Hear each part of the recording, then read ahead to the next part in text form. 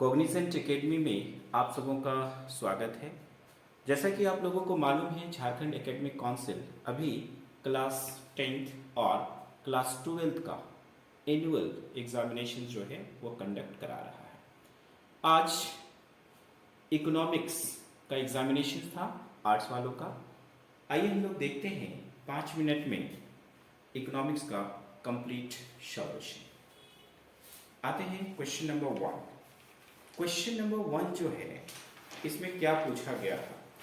Question number 1 में पूछा गया है अर्थव्यवस्था की किस समस्या का संबंध उत्पादन की तकनीकी के चयन से है। तो पहला का जो आंसर है उसमें हम लोग देख रहे हैं 4 ऑप्शन दिया हुआ है। क्या उत्पादन करें, कितनी मात्रा में उत्पादन करें, कैसे उत्पादन करें और किसके लिए उत्पादन करें। सही आंसर होगा ऑप्शन नंबर 3, कैसे उत्पादन करें। तो क्वेश्चन नंबर 1 जो है इसका पहला का जो आंसर है वो होगा ऑप्शन नंबर 3, कैसे उत्पादन करें। आते हैं क्वेश्चन नंबर 2, क्या पूछा गया है। क्वेश्चन नंबर 2 जो है इसमें पूछा गया है कुल उपयोगिता अधिकतम होती है जब सीमांत उपयोगिता का मान, ऑप्शन में देखिए, शून्य होता है, ऋणात्मक होता है, धनात्मक होता है और न्यूनतम होता है। इसका करेक्ट आंसर होगा शून्य होता है। इसका आंसर क्या होगा? शून्य होता है। तो क्वेश्चन नंबर 2 का करेक्ट आंसर होगा ऑप्शन नंबर 1 और वह है शून्य। आइए क्वेश्चन नंबर 3। क्वेश्चन नंबर 3 में पूछा गया है सामान्यतः एक उदासीनता वक्र होता है वृत्ताकार यू आकार का, मूल बिंदु की ओर उत्तल, मूल बिंदु की ओर अवतल। तो इसका सही जवाब है ऑप्शन नंबर 3, मूल बिंदु की ओर उत्तल। राइट। तो क्वेश्चन नंबर 3 का करेक्ट आंसर होगा ऑप्शन नंबर 3, मूल बिंदु की ओर उत्तल या फिर कॉन्वेक्स टू द ओरिजिन, ये हम लोग लिख सकते हैं। Next question number 4। Question number 4 जो है इसमें पूछा गया है सामान्यतः एक मांग वक्र की ढाल होती है। तो इसका करेक्ट आंसर होगा ऋणात्मक, यानी कि नेगेटिव। तो क्वेश्चन नंबर 4 का करेक्ट आंसर क्या होगा? ऋणात्मक या फिर हम लोग कह सकते हैं negative. Generally the slope of demand curve is क्या होता है? Negative. Question number 5। Question number 5 जो है इसमें हम लोग देख रहे हैं एक सरल रेखा मांग वक्र के मध्य बिंदु पर मांग की कीमत लोच शून्य होती है, 1 होती है, 1 से अधिक होती है या 1 से कम होती है। तो इसका करेक्ट आंसर होगा 1 होती है। तो क्वेश्चन नंबर 5 का जो करेक्ट आंसर होगा वह कितना होगा? 1। नेक्स्ट आते हैं क्वेश्चन नंबर 6 में।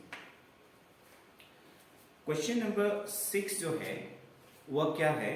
निम्न में से किस वक्र का आकार उल्टा यू आकार का होता है?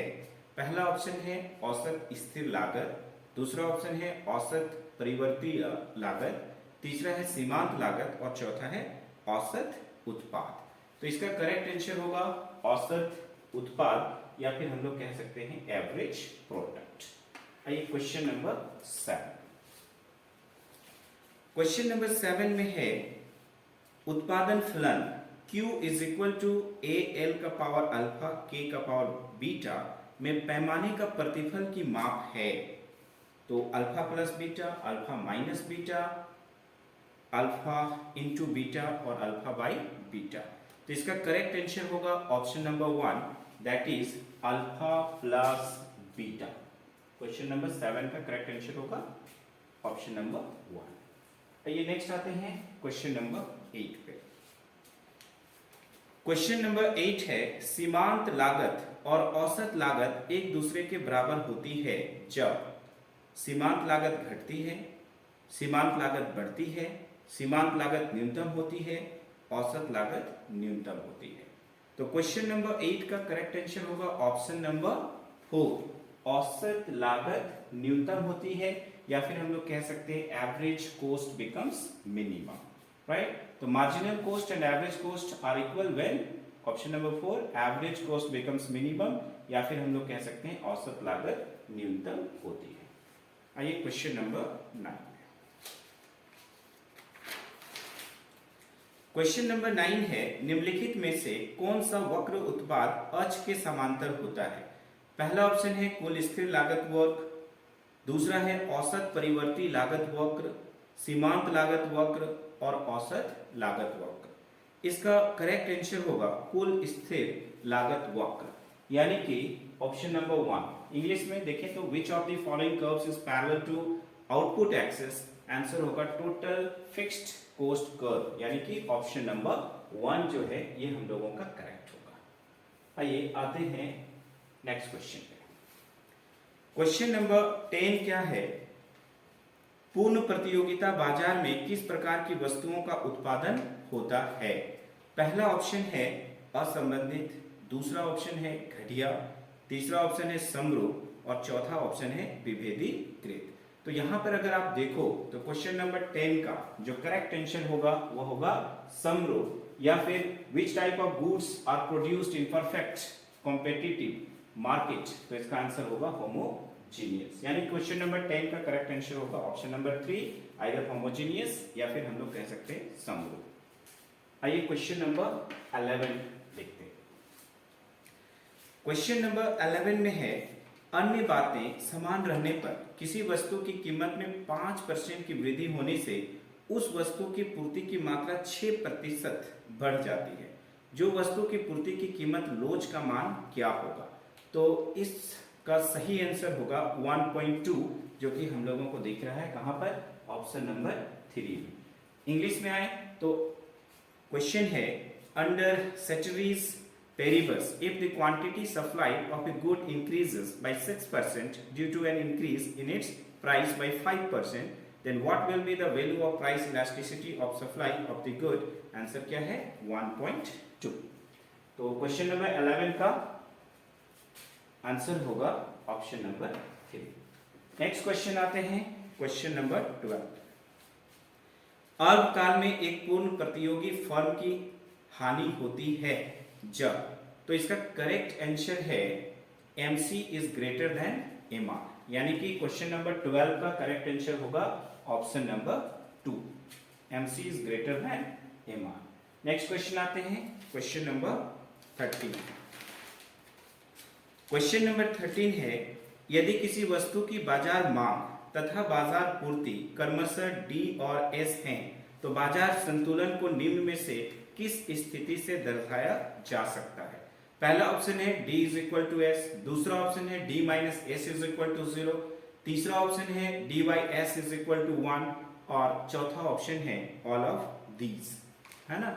या फिर हम लोग कह सकते हैं, यदि किसी वस्तु की बाजार मांग तथा बाजार पूर्ति क्रमशः D और S है, तो बाजार संतुलन को निम्न में से किस स्थिति से दर्शाया जा सकता है? तो आपने देखा D is equal to S, D minus S is equal to 0, D by S is equal to 1, इनमें से सभी। तो क्वेश्चन नंबर 13 जो है इसका करेक्ट आंसर होगा इनमें से सभी, ऑल ऑफ दीज जो है करेक्ट आंसर है। नेक्स्ट आइए क्वेश्चन नंबर 14। क्वेश्चन नंबर 14 में है, पूर्ति आधिक्य की स्थिति में किसी वस्तु की कीमत में खाली स्थान है होने की प्रवृत्ति होती है। तो यहां पे देखिए, पूर्ति आधिक्य की स्थिति में किसी वस्तु की कीमत में वृद्धि होने की प्रवृत्ति होती है। तो यहां पर क्वेश्चन नंबर 14 का ऑप्शन नंबर 1 करेक्ट है, दैट इज वृद्धि, या फिर हम लोग कह सकते हैं यहां पर टू इंक्रीज होगा। आते हैं क्वेश्चन नंबर 15 में। 15 में देखिए क्या है,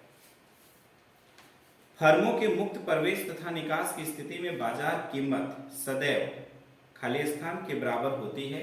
पहला ऑप्शन है न्यूनतम सीमांत लागत, दूसरा है कुल स्थिर लागत, तीसरा है न्यूनतम औसत लागत और चौथा है औसत परिवर्ती लागत। तो क्वेश्चन नंबर 15 का करेक्ट आंसर होगा औसत परिवर्ती लागत, एवरेज वेरिएबल कॉस्ट, ये करेक्ट आंसर है क्वेश्चन नंबर 15 का ऑप्शन नंबर 4।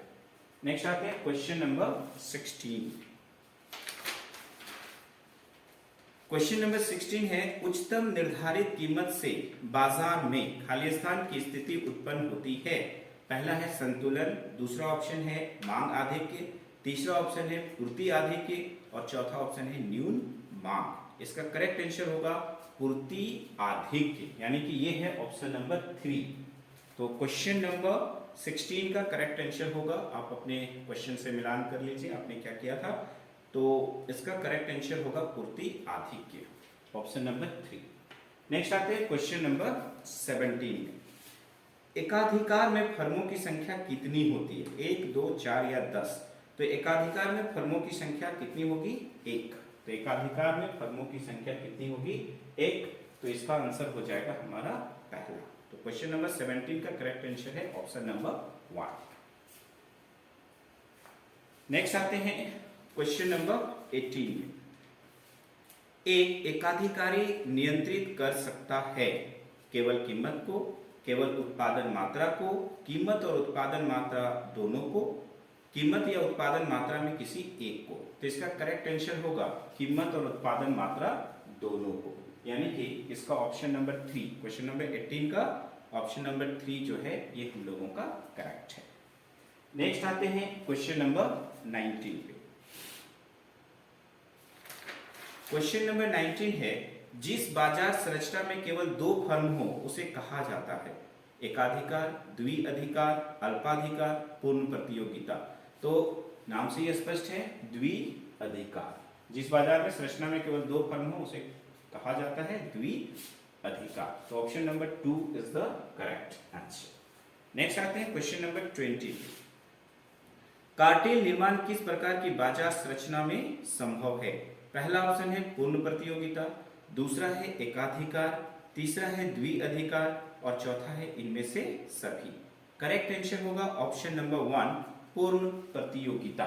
पूर्ण प्रतियोगिता जो है क्वेश्चन नंबर 20 का करेक्ट आंसर होगा। नेक्स्ट आते हैं क्वेश्चन नंबर 21 पे।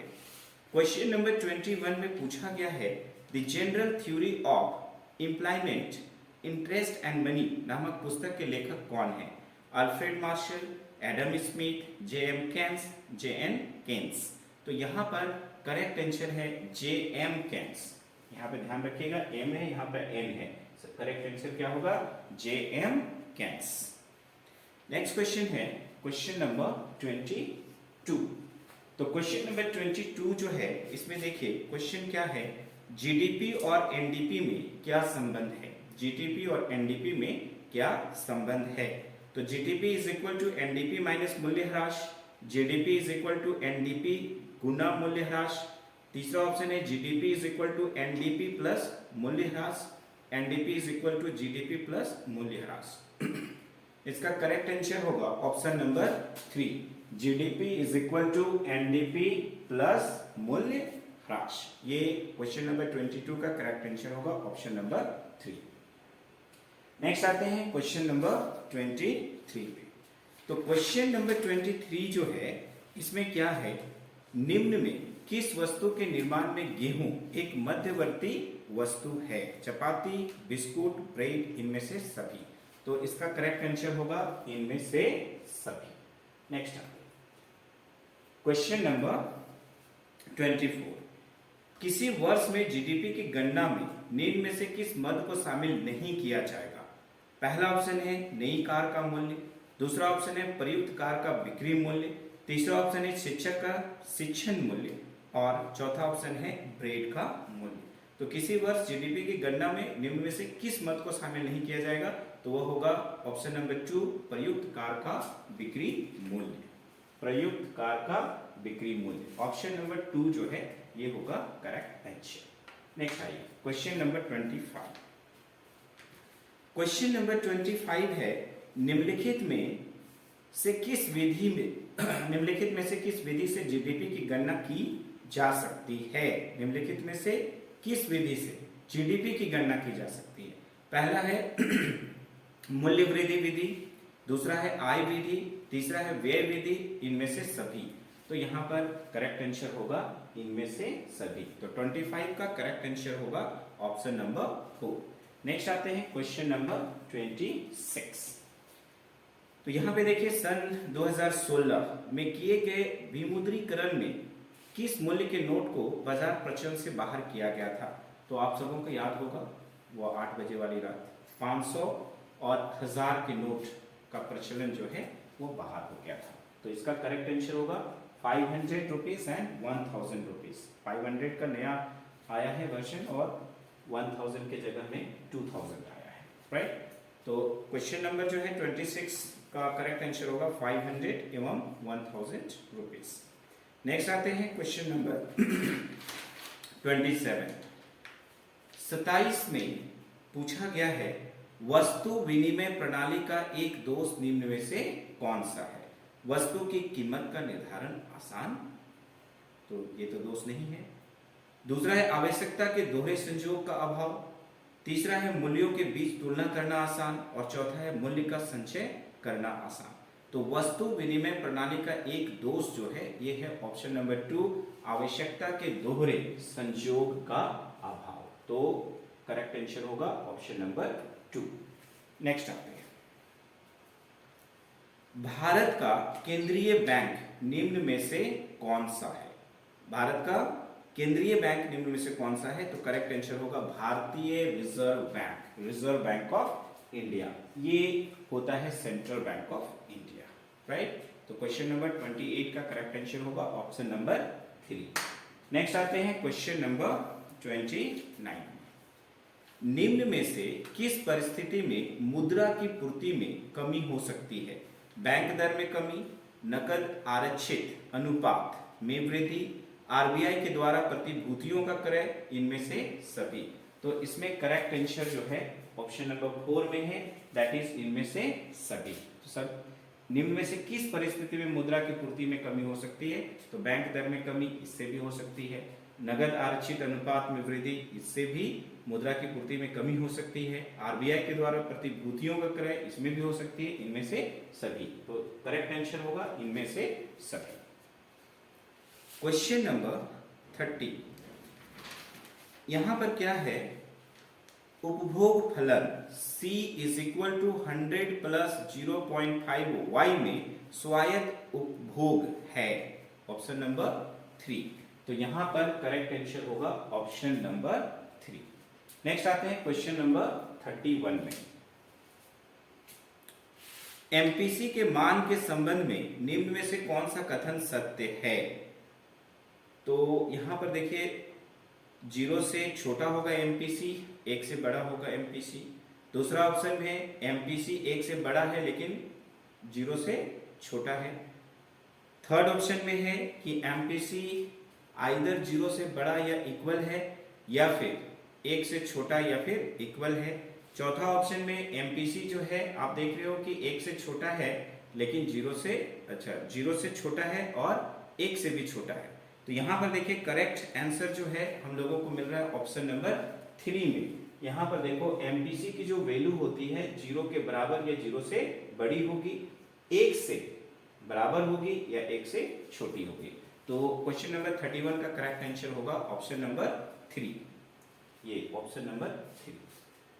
आइए नेक्स्ट क्वेश्चन आते हैं क्वेश्चन नंबर 32 में, यदि किसी अर्थव्यवस्था में एमपीसी का मान 0.4 है तो एमपीएस का मान क्या होगा। पहला ऑप्शन है 0.4, दूसरा है 0.6, तीसरा ऑप्शन है 2.5, चौथा ऑप्शन है 4। तो करेक्ट आंसर है 0.6 यानी कि option number 2। Next question number 33, यदि अर्थव्यवस्था में एमपीएस में वृद्धि हो तो कुल बचत में पहला ऑप्शन है हमेशा वृद्धि होगी, हमेशा कमी होगी, तीसरा ऑप्शन है कमी होगी या अपरिवर्तित रहेगी, चौथा ऑप्शन है हमेशा अपरिवर्तित होगी। तो क्वेश्चन नंबर 33 जो है इसका पहला आंसर जो है हमेशा वृद्धि होगी, इसका करेक्ट आंसर होगा हमेशा वृद्धि होगी। 33 का correct answer option number 1। Next आते हैं क्वेश्चन नंबर 34 में। तो क्वेश्चन नंबर 34 है, भारत में वित्तीय वर्ष की कालावधि होती है, the time period of financial year in India is. तो ये होता है 1 अप्रैल से 31 मार्च, 1 अप्रैल से 31 March, that is the time period of financial year in India. 1 April से 31 मार्च भारत में वित्तीय वर्ष की कालावधि क्या होती है, 1 अप्रैल से 31 मार्च, यानी कि ऑप्शन नंबर 3 जो है ये हम लोगों का करेक्ट आंसर है। क्वेश्चन नंबर 35 कह रहा है, निम्न में से कौन सा प्रत्यक्ष कर का एक उदाहरण है? पहला ऑप्शन है वस्तु एवं सेवा कर, दूसरा है उत्पादन कर, तीसरा है निगम कर, चौथा है प्रशुल्क। तो करेक्ट आंसर होगा ऑप्शन नंबर 3 निगम कर। तो 35 का करेक्ट आंसर होगा ऑप्शन नंबर 3।